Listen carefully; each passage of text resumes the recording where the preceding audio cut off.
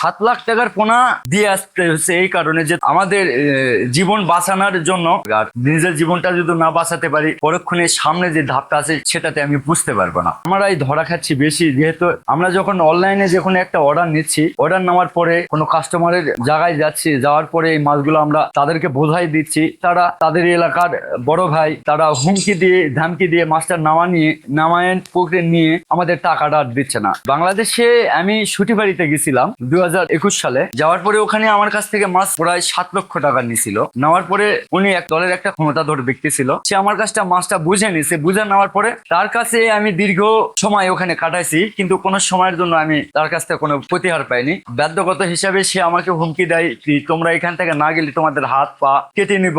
আমরা লাস্ট নিজের ভয়ে, নিজের জীবন বাঁচানোর ভয়ে আমরা ওখান থেকে পালিয়ে আসি। টাকাটা আর আমরা পাইনি। এই মাছটা আমরা পুকুর থেকে তুলে নিয়ে আসলাম, নিয়ে এসে হাউস প্রসেসিং করতেছি, যেহেতু এই মাছটা আমাদের অর্ডার আছে, এই মাছটা আমরা পাঠাবো বাংলাদেশের বিভিন্ন জেলায়। তার কারণে পুকুর থেকে নিয়ে আসলাম, ডাম থেকে এই মাছটা আমরা নামাচ্ছি, নেমে আমরা হাউস প্রসেসিং করতেছি।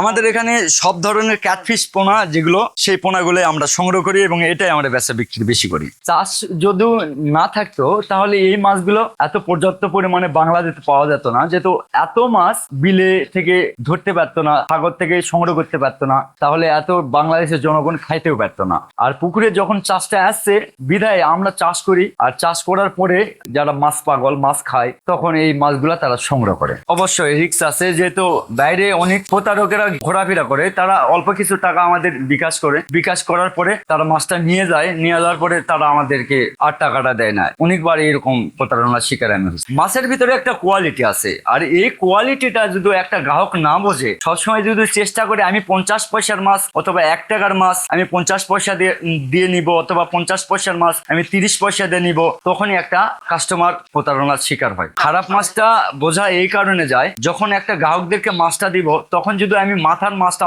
মাছটা দিই, তাহলে এই গ্রাহকটা পরক্ষণে মাছটা ছাড়ার আবার উদ্যোগটা হতে পারবে। আর যখনই এই মাছটা না দিয়ে পুরুষ মাছটা দিব, তখন এই কাস্টমারটা পরক্ষণে মাছ ছাড়ার আর কোনো সময়ের জন্য উদ্যোগটা হয়ে উঠতে পারবে না। তার কারণে এখানে খারাপ আর ভালো মন্দ দুটার একটা চিহ্নিত করতে হয়। সেটা হচ্ছে আমাদের একটা প্রসেসিং জাল থাকে, এই জালের মাধ্যমে এই জিনিসটা আমরা চিহ্নিত করি। এটা যারা ছোট ব্যবসায়িক তাদের কাছে এত পোনা থাকে না, তারা এত সংগ্রহ করতে পারে না, তার কারণে এই জিনিসগুলো প্রসেসিং করতে পারে না, যেটা পায় সেটা ওরা দিয়ে আসে। তাদেরকে আমি একটা কথাই বলবো, ভাই আপনারা যেখান থেকে মাছটা নেবেন আগে লোকটাকে সিলেক্ট করবেন, যে লোকটা আপনাকে মাছ বিষয় কেমন পরামর্শটা দিতে পারবে। আর পরামর্শটা যদি আপনার ভালো হয় তাহলে আপনি মাছটা লালন পালন করতে পারবেন, এবং পরামর্শটা যদি আপনার মাছের সম্পর্কে সে না জানে তাহলে আপনি মাছের জিনিসগুলো সঠিকভাবে কাজে লাগাতে পারবেন না। যারা টাকা লোভী তারা সবসময় আপনার কাছে মাছ বিক্রি করার আগে যখন টাকার প্রসঙ্গটা তুলবে তখনই আপনারা প্রতারণার শিকারটা বেশি হবেন। আমি মনে করি এই মাছের ব্যবসাটা হচ্ছে সোনার একটা খনি,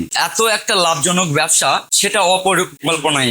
যেহেতু আপনি একটা জিনিস 1 টাকাতে ছাড়তেছেন, সেই মাছটা 2 মাস পরে অথবা 3 মাস পরে 100 টাকা দিয়ে বিক্রি করতেছেন, কিন্তু একটা মাছের পিছনে যেটা আপনার খরচা হচ্ছে 1 টাকা আর 50 টাকা, খাবারের খরচা, পুকুরের খরচা, লেবার খরচা, এটা দিয়ে একটা মাছের প্রদানে হয়তো আপনার 50 টাকা খরচা পড়ে যাচ্ছে। আর মাছের দাম পড়তেছে 1 টাকা অথবা 2 টাকা অথবা 3 টাকা, তাহলে 53 টাকা। তাহলে একটা মাছ যখন আপনি বিক্রি করবেন 80 টাকা অথবা 100 টাকা, তাহলে একটা মাছের থেকে আপনি সর্বনিম্ন লাভ পাবেন 2 থেকে 3 মাসে 30 থেকে 50 টাকা। তাহলে অবশ্যই একটা পুকুরে যখন আপনি 50 থেকে 1 লক্ষ মাছ সেট দিবেন অথবা 20,000 মাছ সেট দিবেন, যখন 30 দিয়ে আপনার 20,000 গুণ দিতে হবে অথবা 30 দিয়ে 1 লক্ষ গুণ দিতে হবে, তাহলে আপনার লাভের সংখ্যাটা এই 3 মাসে কতটুকু পান অবশ্যই সেটা আপনি বুঝতে পারবেন।